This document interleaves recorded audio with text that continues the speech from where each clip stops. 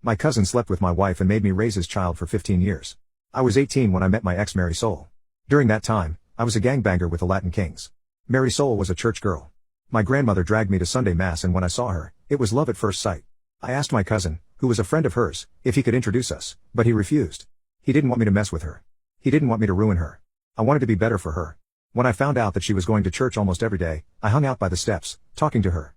I always walked her to and from church. She made me feel like I wasn't worthless. One thing led to another and we were dating and I felt great. For a year and a half I pushed myself away from the gang life, got my GED, became a regular churchgoer and was thinking about the future when I got unintentionally pulled back in. I was at a store and ran into someone that I used to have problems with. They were running their mouths and I tried to ignore it, I swear I did. I just let them talk and I walked away, but then I got jabbed with a pencil in the shoulder blade and I lost my mind. I wailed on him. I got arrested and suddenly it was like the stuff I did to make my life better vanished.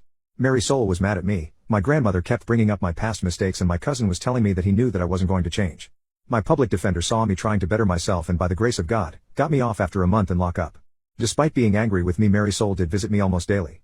After I got out, I found out I was going to be a father and I didn't want my kid to have a dad that was dead or in jail. We eloped, I went to a trade school to become a mechanic and I busted my butt for my future family. When my baby Luna was born, it was almost the worst day of my life. Mary Soul wouldn't stop bleeding. She went into shock. She was in the hospital for months and Luna became my world. I wanted her life to be the best, I wanted to give her the world. When Mary Soul was released, I promised her that our daughter will have a life far better than ours and for years I kept that promise. I saved enough money to move us to the suburbs, became homeowners, I was a Girl Scout leader.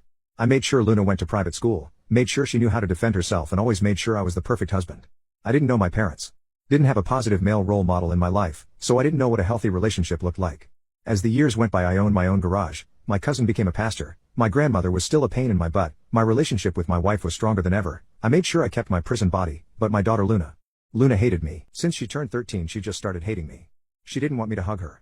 Rolled her eyes every time I told her I loved her. Ignored me when I asked her about her day in school. It hurt me and Mary Soul saw it. She told me that she's a teenager and that I should just let it ride. She will come back to me. For 2 years it was like that. So for her quinceañera, I wanted to go all out.